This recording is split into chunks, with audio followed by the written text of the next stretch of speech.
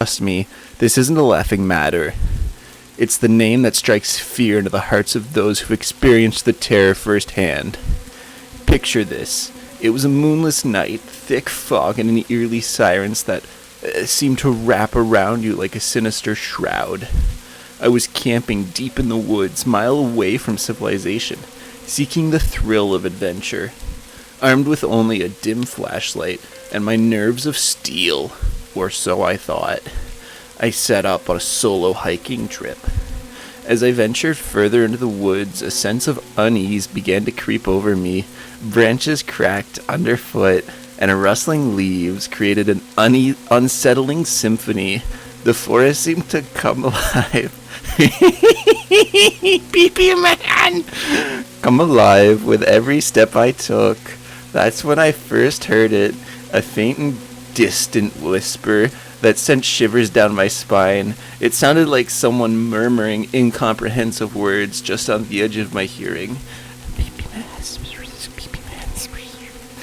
I stopped in my tracks, trying to pinpoint the source of the sound. My flashlight's feeble beam cut through the darkness, revealing gnarled trees in the thick undergrowth. My breath caught in my throat as I realized I was not alone. There, standing in the shadows, was a figure unlike anything I'd ever seen before. The moonlight, when it briefly peeked through the clouds, glinted off its pale, glistening skin. The creature, if I can even call it that, had a grotesque appearance. Its limbs were long and thin like twisted veins, and its face was an unsettling mix of otherworldly features. Its eyes, two soul-piercing orbs, stared directly at me, but what caught my attention was what was in its mouth. A gaping maw that stretched unnaturally wide, revealing rows of needle-like teeth. I couldn't move.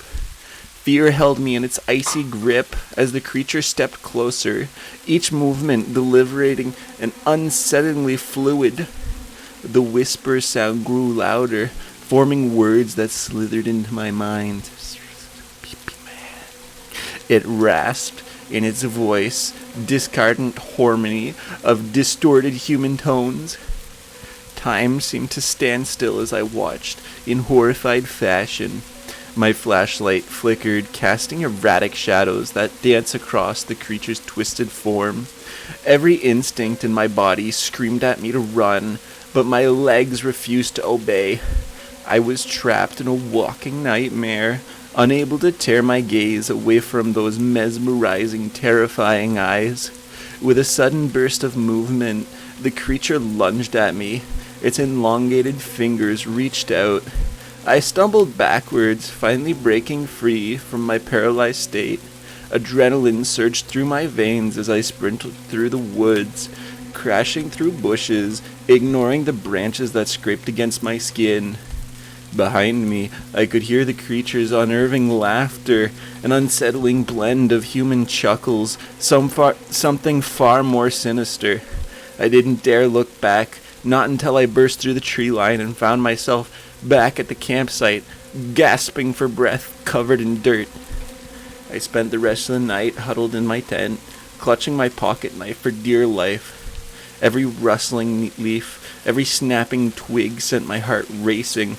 But dawn eventually broke, and with its light came a sliver of relief. I packed up my camp as quickly as I could and made my way back to civilization, vowing never to return to these woods again. So my friends, if you ever find yourself drawn to the allure of the deep woods, remember the cautionary tale of the Pee-pee Man.